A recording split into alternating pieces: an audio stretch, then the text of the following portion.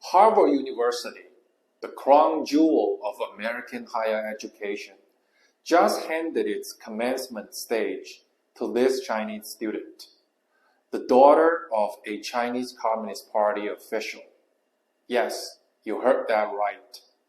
A student whose family is connected to a CCP-backed NGO, one that operates like a diplomatic proxy for Beijing, stood before thousands of students, professors, parents, and global media and delivered a speech about, quote, "seeing the humanity in your enemy."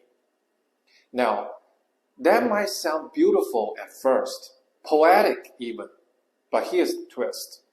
The speech wasn't a scandal, the speaker was.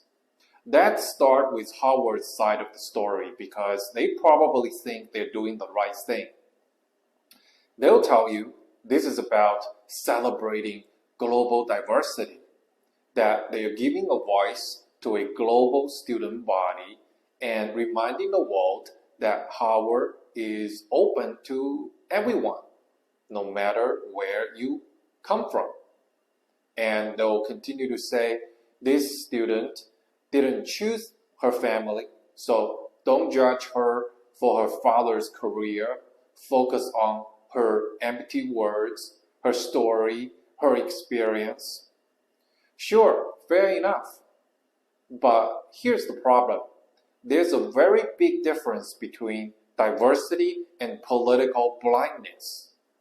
When you put someone on stage whose father is a senior official in the Chinese People's Association for Friendship with Foreign Countries, also known as the CPAFFC, you're not just giving a platform to a student.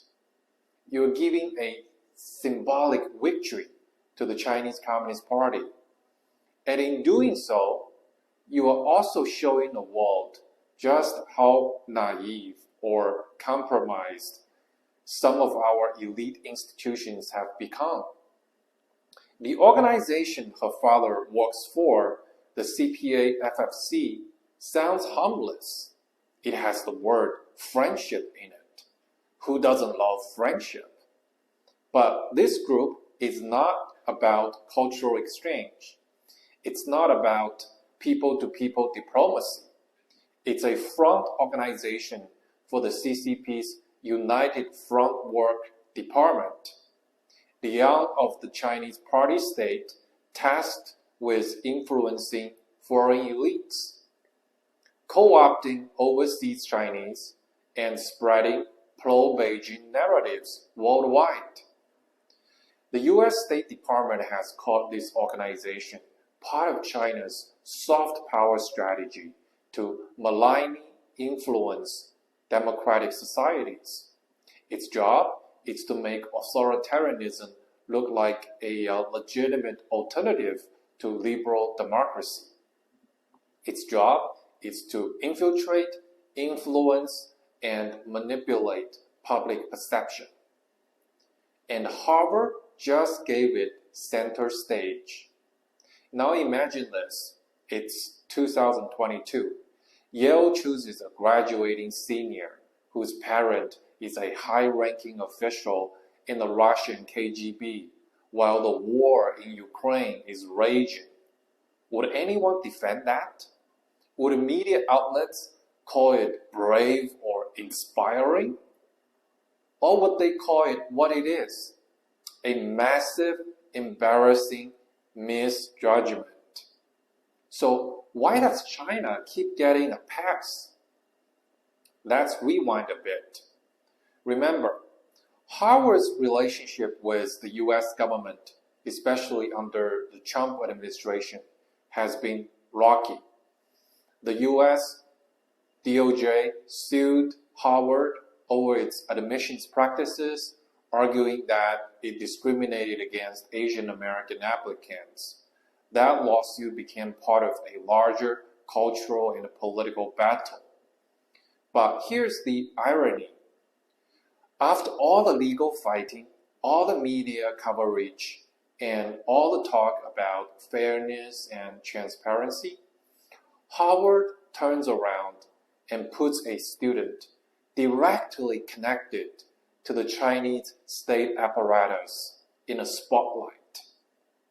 Not a random international student, not a kid from humble beginnings, but somebody whose family sits in the power circles of the Chinese Communist Party, the same regime that has crushed freedom in Hong Kong, silenced whistleblowers during COVID, disappeared lawyers and journalists, and threatens Taiwan almost every week.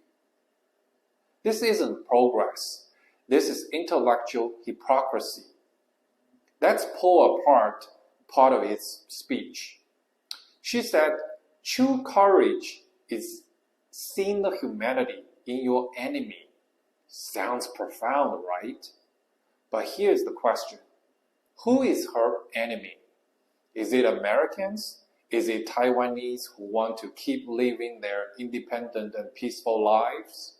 Is it critiques of the Chinese regime? Or is it simply a line designed to sound enlightened while avoiding any serious engagement with the realities of repression, censorship, and political violence in her own country? Because if you really believe in seeing humanity in your enemy, where was that courage when the dissidents in China were jailed for speaking out? Where was the humanity when Uyghur Muslims were thrown into internment camps? Where was the moral clarity when students in Hong Kong were beaten and arrested for demanding basic civil rights? Let's be honest. This wasn't a speech about truth or reconciliation. This was moral relativism dressed up in Ivy League prose, legitimizing authoritarian narratives. The bigger danger here isn't the speech. It's the legitimacy it confers. By elevating someone connected to the CCP's influence machinery, Harvard has done more than just honor a student. It has helped sanitize the image of an authoritarian regime. It tells the world, this isn't a problem. These are just cultural differences. We can all just get along. But they're not cultural differences. They are fundamental human rights violations, systemic oppression, strategic disinformation. And when elite institutions like Harvard, institutions that shape global opinion, ignore that, whether out of ignorance, arrogance, or financial interest, they don't just look foolish. They become complicit in a slow erosion of democratic values. This isn't about one student. It's about a pattern.